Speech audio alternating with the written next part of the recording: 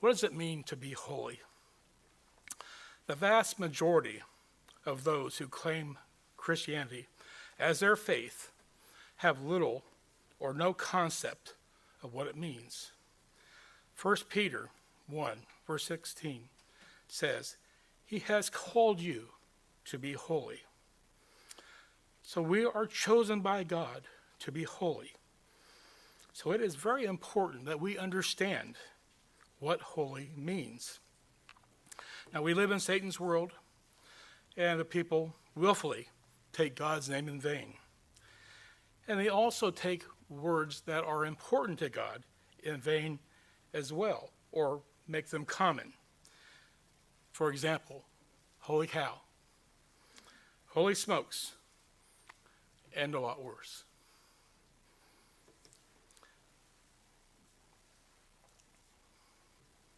There are still Christians, many Christians in the world, that are baffled by what it means, even though the word holy and holiness appears at least 900 times in the scriptures. I come across an article by the Barna Group called "The Concept of Holiness Baffles Most Americans." This was written back in 2006. And it's asking the question, it's from Leviticus 19 and verse 2, in which God says, "Be holy because I am holy." Now, the survey indicates that most adults were confused, daunted by the concept of holiness. And when pressed to describe what it means to be holy, most of them gave a wide range of answers. The most common reply was, "I don't know." And this was offered by about 21% of the people. 19% said, "Well, it's like being like Christ." 18% said, "Well, it's making faith your top priority in your life." 12% said, "Well, it's living a pure and sinful lifestyle." 10% said it's have a good attitude about people in life. And then less than that, it was saying being completely focused on God, or being born again, or living a moral life, or living according to the practical biblical principles. So barely 35% had any idea what the word holy meant. These findings by Mr.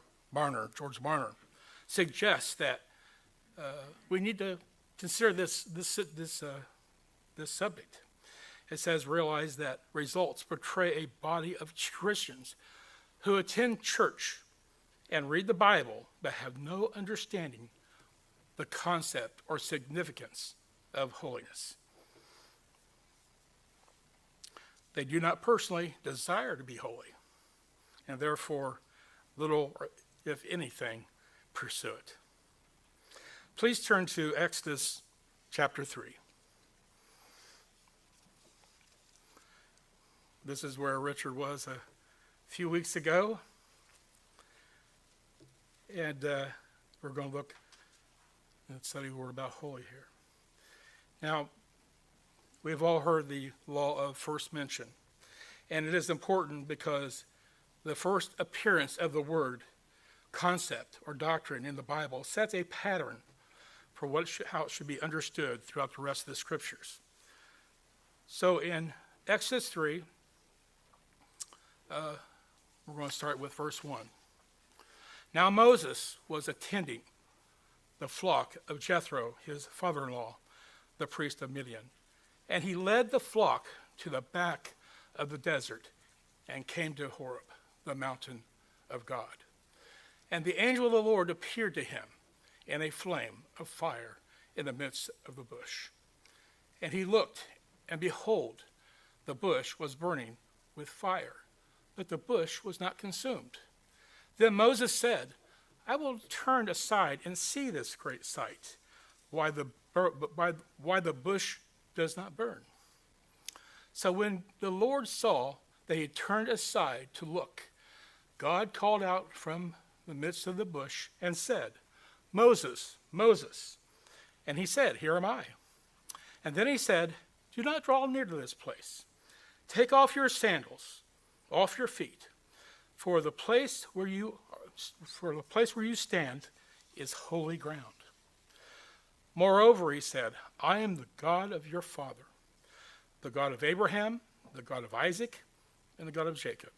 And Moses hid his face, and he was afraid to look upon God. Here, Moses is just going about his regular duties.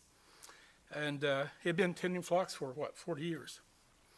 And he sees this burning bush. And it's amazing. And we should know that it was God that was drawing him to him.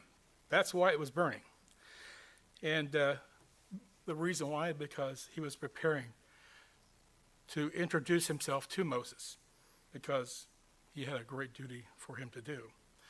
And as Moses came closer, God warned him, Moses, Moses. I believe it was a warning to stop for his own safety, not to draw near. And then he said, remove your sandals, because this is holy ground. Why was the ground holy? It's because God's presence was in that place. Why remove his shoes? Well, many scholars consider that the shoe represented sin, and removing his shoes signified putting off that which is profane and absolutely necessary upon approaching that which is holy. In fact, here the word holy is Strong's 6944. That's the noun, and it means hallowed, sacred, special, a place set apart for God. When the word holy is used, it's of God. It's clear whenever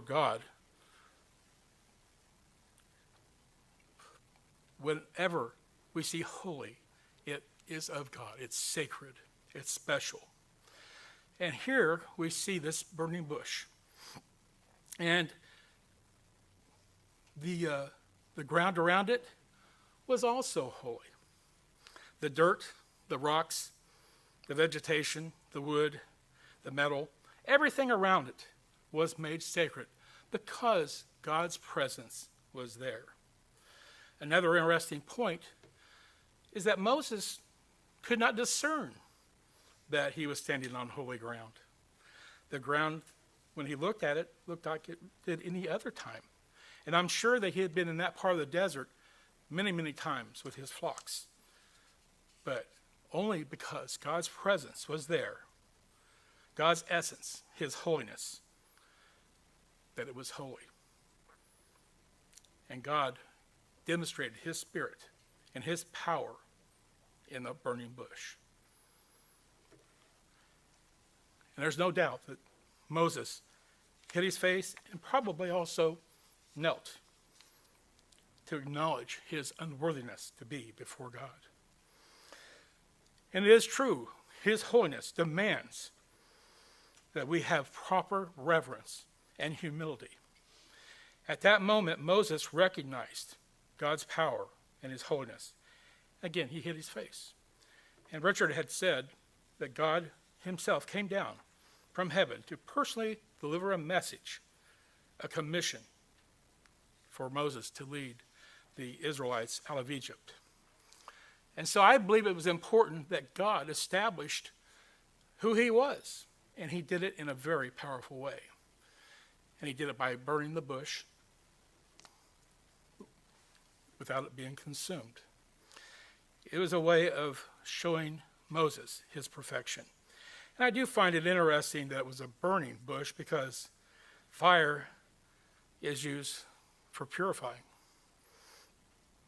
And I believe this moment marked the beginning of Moses' transformation into the leader that he would become to lead his people out of Egypt.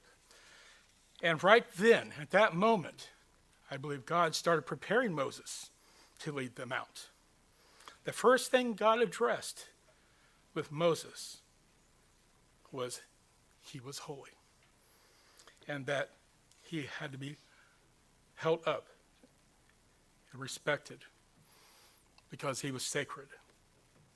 And when we approach God, it requires us to have an internal humility and an external expression of respect as well. Wherever the presence of God is, it is holy and not to be taken lightly. Psalms 34:11 says, "Come, you children, listen to me. I will teach you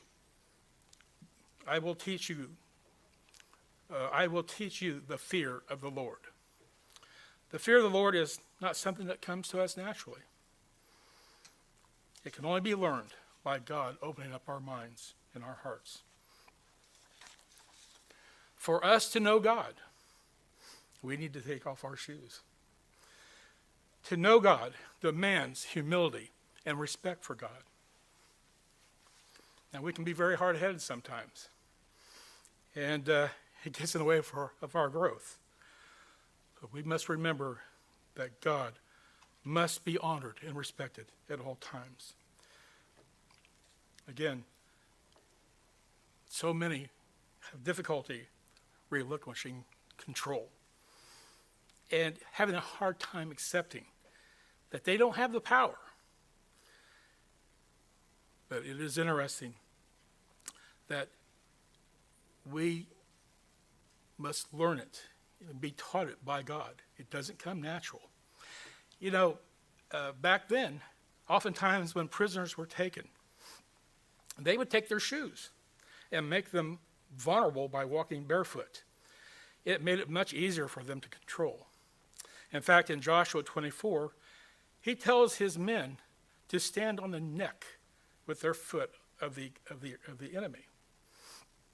So to know God is to fear God. We must see and acknowledge just how vulnerable we are before God. And so we must humble ourselves that we might be able to see God. Only then can we see the things from God's perspective and recognize his plans. Then, if we were to jump 40 years later, we see the same situation with Joshua. And this is after the Israelites had been led out of Egypt, and they were preparing to go into the promised land. Moses had died, and God had chose Joshua to lead the Israelites. So please turn to Joshua 5 and verse 13. Again, Richard was here. Thank you, and I won't go into any details at all, just going to go through here. Let's start with, again, verse 13. And Joshua went to him and said to him, "Are you for us, or are you our adversaries?" And he said, "No, but as commander of the army of the Lord, I have now come." And Joshua fell on his face to the earth and worshipped, and said to him, "What does my Lord say to his servant?" Then the commander of the Lord's army said to Joshua, "Take off your sandals off your feet, for the place where you stand is holy." And Joshua did so. So you can see that this verse parallels exactly the verses with Moses. And like Moses, he instantly understood that he was in the presence of God and that he was standing on holy ground. And I think it's important that we notice the repetition here, because the wording is the same. And so I think it's important that it wasn't just a one-time situation, and that we need to constantly be caring and considering how respectful and how we honor God. And then, if we look at the priests that completed their duties in the tabernacle, in Exodus 26, God gave Moses instructions on how to construct the tabernacle. And God gave Moses precise details of the construction of the outer court, and then the holy place and the Holy of Holies. even down to the type of curtains, how many sockets, everything. And so in the front of the holy place, a laver was placed. And the laver was to provide the priest with the means of washing their feet and hands before entering the holy place. Now, there would be no reason for them to wash their feet and then put their soles and maybe even bloodied shoes back on their feet. They were stepping onto holy ground. And they had a proper understanding and humility and reverence to enter into that place. They knew how serious it was. We see in Exodus 28 more evidence that they entered the holy place without any shoes. Exodus 28, I'm going to start reading it, verse 2. And you shall make holy garments for Aaron, your brother, and for glory and for beauty. So you shall speak to all who are gifted artisans, whom I have filled with the spirit of wisdom, that they may make Aaron's garments to consecrate him, that he may minister to me as priest. And these are the garments which they shall make: a breastplate, an ephod, a robe, a skillfully woven tunic, a turban, and a sash. And they shall make holy garments for Aaron, your brother, and his sons, that he may minister to me as priests. Nowhere here does it mention footwear. In fact, in verse 22, it even gives the details of the undergarments that he was to wear. God was the inventor of the boxer shorts. Yes, verse 42 says, make for them linen undergarments to cover their naked bodies, that they must cover from the waist to their thighs. Again, there's nothing here about footwear. And so I think it's pretty clear that when they went into the holy place, or the Holy of Holies, they were barefoot. And brethren, today, we must take off our shoes when we are on holy ground. The Sabbath is holy ground. Let's turn to Genesis 2, and we'll read verses 1 to 3. Genesis chapter 2 and verses 1 to 3.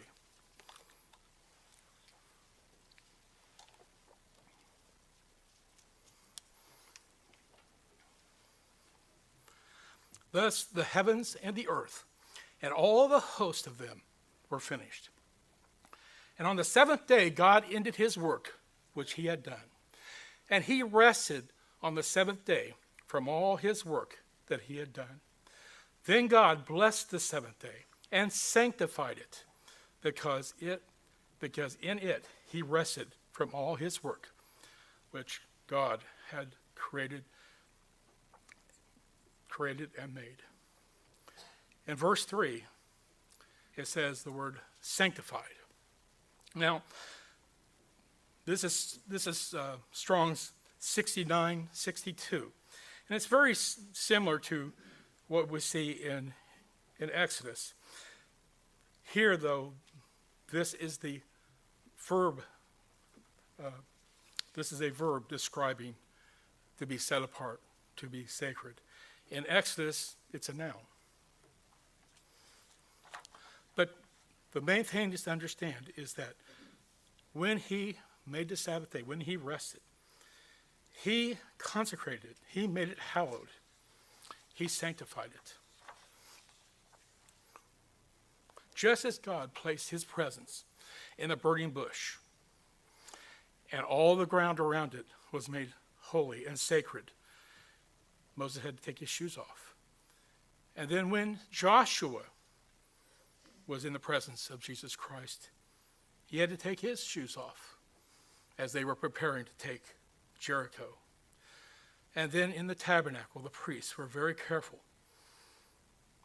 not to wear anything on their feet in the holy place, and then into the Holy of Holies. God had placed his presence in the seventh day, the Sabbath day, and he set it apart, and he consecrated it. And so we must show reverence to God by keeping it holy. And we honor God also by assembling together on the Sabbath day to worship. We saw in the Barna Report that people really don't understand what holy means. It's dismissed or ignored. How many Christian religions today dismiss the Sabbath as only being ceremonial? And it doesn't matter what day you worship on. I find it interesting that out of the 10 Commandments, there is only one that they feel they don't have to keep. All of a sudden, only one commandment has become ceremonial. They don't see that the Sabbath, they do not see the Sabbath as anything different than the other days of the week. In fact, the Sabbath is the only day of the week that has a term in the Bible. You hear the first day, you may say the second day. The seventh day is the only day of the week that actually has a term, which is the Sabbath. And in a physical sense, you cannot see a difference. To the world, a day is a day is a day. And remember, when Moses was standing on the holy ground, he couldn't see that it was holy as well. You see, it is God that opens our hearts. It is God that opens our mind, that we may understand him and to obey him, just as the ground was made holy by his presence. The Sabbath is a holy day, not to be inertly used. It is not an average day. It is special because God set it apart from the other days. Please turn to,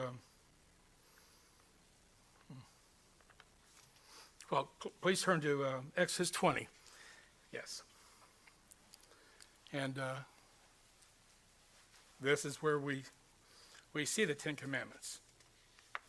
And these are probably one of the best known scriptures in the Bible. I do think I should read them. Remember the Sabbath day to keep it holy. 6 days you shall labor and do your work. But the seventh day is a Sabbath of the Lord your God. In it you shall do no work. You, nor your sons, nor your daughters, nor your male servants, nor your female servants, nor your cattle, nor your stranger who is within your gates. For in 6 days the Lord made the heavens and the earth and the sea, and in all of them. But on the seventh day he rested. Therefore the Lord blessed the Sabbath day and hallowed it.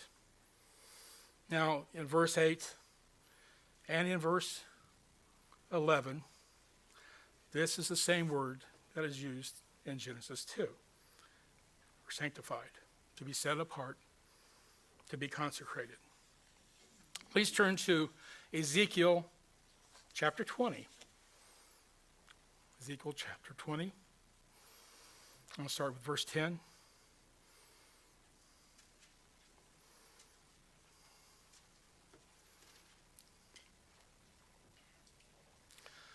Therefore, I made them go out of the land of Egypt and brought them into the wilderness. And I gave them my statutes and showed them my judgments, which, if a man does, he shall live by them. Moreover, I gave them my Sabbaths to be a sign between them and me, that they might know that I am the Lord who sanctified them. There's two important things here that we see. First, the Sabbath is a special sign of the covenant between God and his people. A sign is something that indicates or represents something. It can be a physical object, a gesture, even a natural event that provides information or warning. Signs can be used to convey meanings, show a condition, or indicate a future event. For you and me, the Sabbath is a sign that conveys the message that we have been made special by our covenant that he has made with us. How often, when we were first called, that the first thing that our mind was open to was the Sabbath, and that we really worked hard when we were first converted to keep it. It's because the Sabbath is so important. And, you know, it's interesting, when we were first converted, when we first came to the church, we really worked hard at keeping the Sabbath. But, you know, sometimes as the years go by, we become a little more lax. We allow a few more things to do things on the Sabbath. We don't think about it. It's important that we continually renew our faith in God. Remember that he is opening our hearts and our minds to the truth. And it is he that sanctifies us and gives us the special opportunity. And so,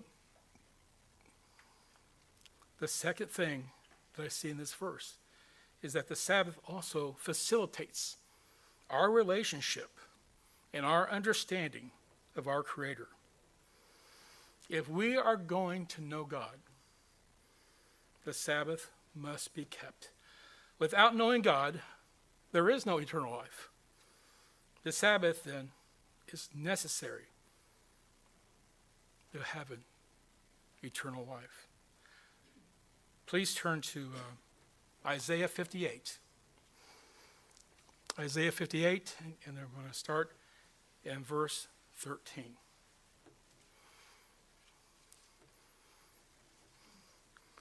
I can't see the clock, so I hope I'm getting close. Verse 13, if you turn away your foot from the Sabbath, from doing your pleasure on my holy day, and call the Sabbath a delight, the holy day of the Lord the holy day of the Lord honorable, and shall honor him, not by doing your own ways, nor finding your own pleasure, nor speaking your own words. Verse 14, then you shall delight yourself in the Lord, and I will cause you to ride on the high hills of the earth, and feed you with the heritage of Joseph your father. The mouth of the Lord has spoken. I want to read this now from the International Standard Version, verse 13. If you keep your feet from trampling the Sabbath, from pursuing your own interest on my holy day, if you call the Sabbath a delight, and the Lord's day and the Lord's holy day honorable, and if you honor it by not doing your own ways and seeking your own pleasures and speaking merely idle words. God is telling us, take your foot off of my Sabbath. Keep it sacred. Quit trampling that which is holy and sacred to me. Take off your shoes, because you are on holy ground. One more time, I want to read this from the Net Bible, because I really like the wording. You must observe the Sabbath rather than doing anything you please on my holy day. You must look forward to the Sabbath and treat the Lord's holy day with respect. You must treat it with respect by refraining from your normal activities and refraining from your selfish pursuits and from making business deals. God commanded Moses to take off his shoes because he was on holy ground. And likewise for us today, the same command is for us. We must be careful not to trample God's holy time, God's holy ground, but instead treat it with respect and honor. And also remember that the Sabbath is a sign between him and his people. Make no mistake, the Sabbath is a test commandment for us. It is interesting how the world worships on Sunday. The Muslims worship on Friday.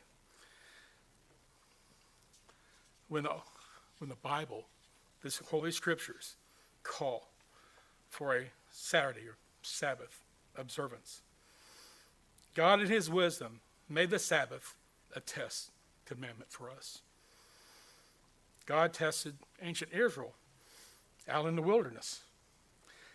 Back in Exodus 16, verse 4, God said he would test them to see if they would follow his instructions, to know if they would walk in his law.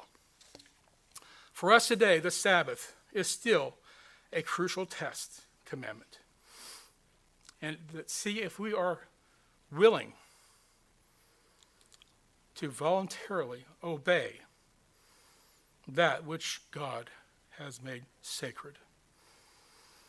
Because the Sabbath identifies those who have truly surrendered to the will of God. You see, the Sabbath, it's not a time for our normal weekly work, the kind of activities that you can do on the other 6 days. It's a time that you should not be thinking about your job. And, in this day and age, it's real easy to do. In my job, I have inspectors calling me, texting me, and, sometimes it's actually at work to avoid doing my job on the Sabbath. That's my test. Some may try to want to pay bills or do ordinary work around the house, like working on their cars or doing yard work. That is not honoring God. It's important on the Sabbath for us to slow down. Take a step away from the busy world that we live in, the hustle and the bustle. God has given us this. He has given us a time for physical rest. Now, I'm not talking about sleeping in bed all day long, but it's a time for a physical rest. Rest means to change our overall approach to that day versus the other 6 days where it's go, go, go. We have to stop and enjoy the Sabbath. Make it a delight. And to get Leviticus 23 and verse 3 says, 6 days you shall work, 6 days shall work be done.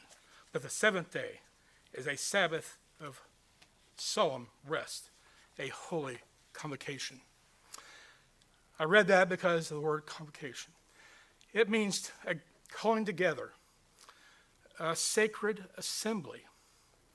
The word implies that we are officially summoned to be here. So a part of keeping God's law is that he wants us to have interaction and involvement with the brethren, with God's people on a regular basis. That's why he gave it to us every 7 days. He knew how much we need this day. And it's very important, not just for the learning that we get through the sermons and the sermonettes. It's also very important to be here so we can help and encourage our brethren, or they can encourage you. God knew what he was doing. Mark 2:27 says, the Sabbath was designed to serve mankind. And that's what it does. If we are keeping it properly, it's a delight. The Sabbath is a time of rest, reflection, and spiritual growth. So when we look back at the command to Moses to remove his shoes, and we see the command to Joshua to remove his shoes because he was on holy ground, and the priest completing their duties within the tabernacle barefoot, I believe this is a profound lesson that we must learn to have a proper attitude, a proper respect, a proper reverence for God and for what he has made holy. Because you were made holy. I'll finish with 1 Peter 1 and verse 13. Therefore, gird up your loins of your mind, and be sober, and rest your hope fully upon the grace that is to be brought to you at the revelation of Jesus Christ. And as obedient children, not conforming yourselves to your former lust, as in your ignorance, but as he called you is holy. You also be holy in all of your conduct, because it is written, be holy, for I am holy.